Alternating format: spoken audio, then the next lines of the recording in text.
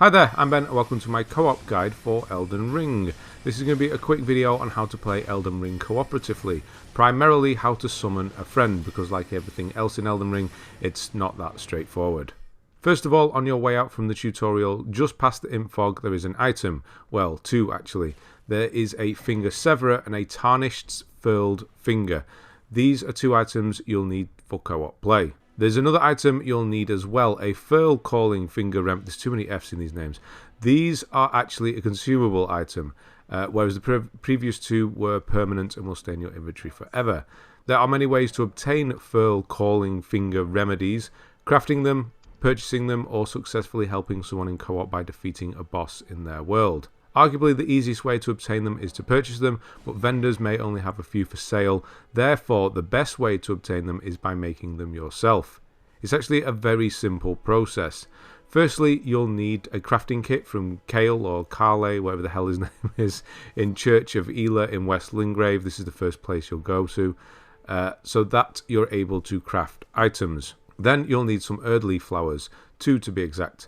Now these are everywhere in West Lingrave, but for the sake of simplicity, there's one that grows right by the Grace in the Church of Ela, and you can farm it over and over by sitting at the Grace and refreshing the area. When you have 2, it's a simple case of just crafting them from the menu, and you can do this at any time. Right, just before I explain how to use the items, you and your co-op partner or partners will want to set a password.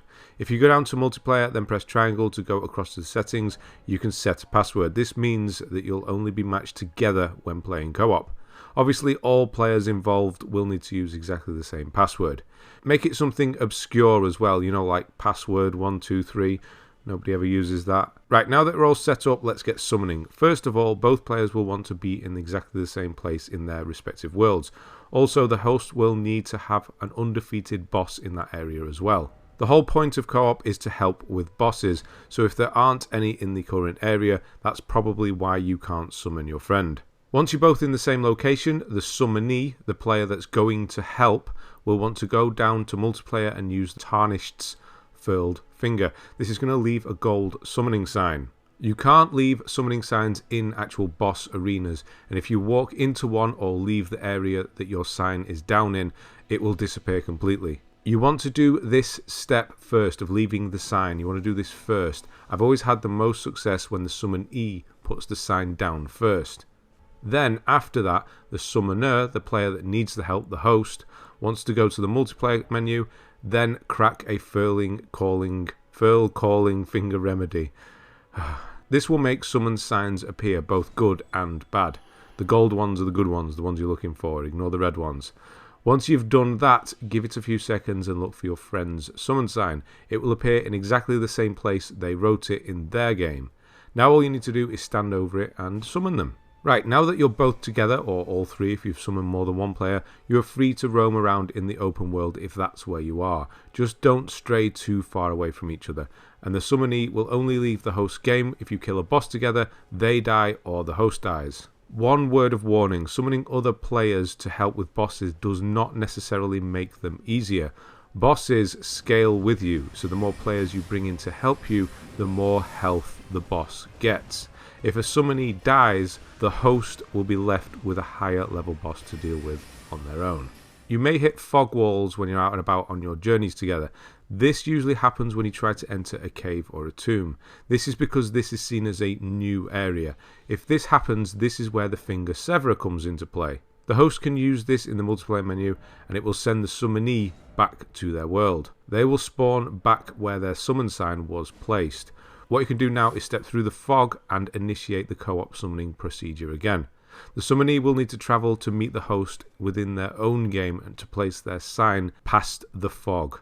One thing to mention is that the host will not need to use another furl calling finger remedy. The old one will still be active as long as a finger severer was used.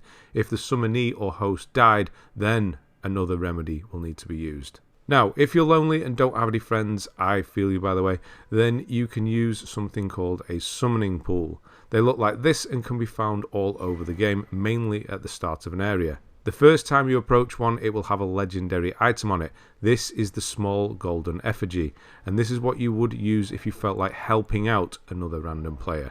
If you want to help another player, simply use the small golden effigy in the multiplayer menu and it will send out a signal to the nearest summoning pool. When someone accepts your help, you'll get summoned.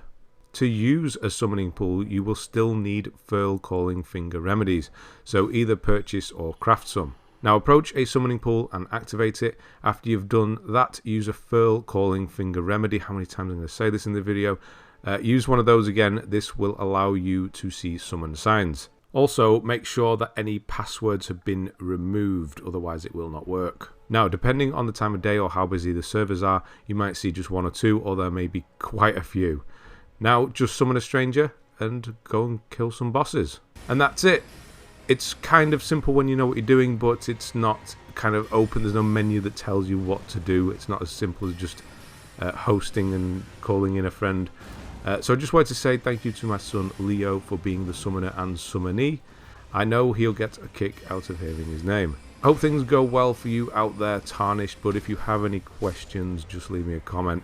Thanks very much for watching, and I'll see you on the next one.